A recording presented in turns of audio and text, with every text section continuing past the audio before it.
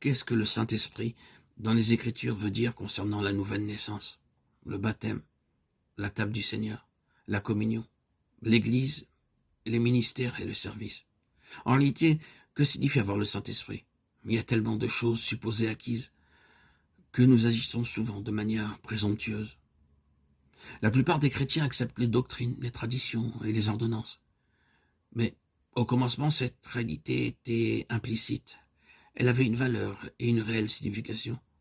Cette réalité laissait place à une crainte saine. Les violations ou l'ignorance des principes vitaux peuvent rester impunies de nos jours.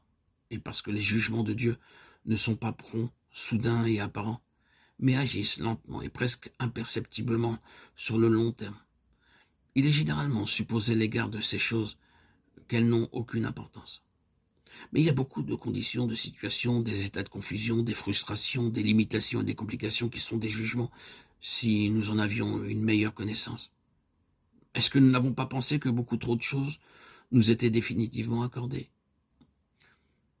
Il y a une chose qui est très claire, c'est que les apôtres et leurs collaborateurs aspiraient à ce que les croyants prennent leur christianisme très au sérieux et qu'ils n'ignorent pas les conséquences fâcheuses qui suivraient tôt ou tard s'ils agissaient autrement. Nous pourrions approfondir certaines choses qui ont été simplement mentionnées, mais pour l'instant nous voulons mettre l'accent sur le fait que le Seigneur n'a jamais rien prévu de moins que la seule réalité. L'accent est certainement mis sur les choses que nous professons et qui n'ont pas de contrepartie en nous, et à cause de cela nous serons éprouvés sur l'aire de battage. Les disciples comprenaient les implications de l'enseignement du Seigneur quand ils demandaient « Seigneur, est-ce qu'il y en aura peu qui seront sauvés ?» Le docteur Billy Graham a raison de se demander comment se fait-il qu'en dépit de tous ces milliers de personnes qui prennent une décision, aussi peu vont de l'avant et nombreux sont ceux qui reviennent en arrière. La réponse pourrait bien être que la pleine application, la profondeur et l'importance de ce que signifie être un chrétien ne sont pas généralement enseignés.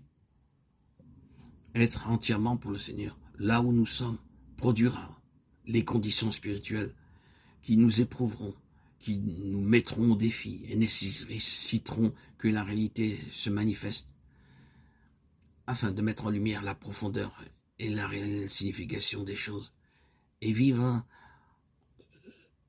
la chrétienté, vivre et être un chrétien à part entière, être entier avec une volonté positive afin de permettre que le Seigneur puisse dicter chaque aspect de notre vie.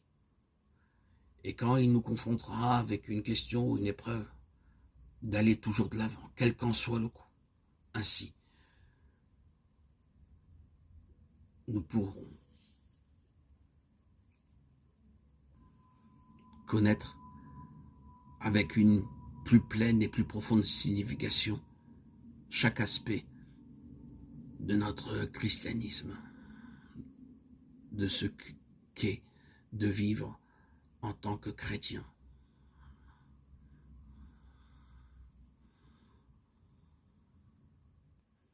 Vivre pleinement son identité de chrétien, être en Christ, vivre pour Christ, vivre par Christ,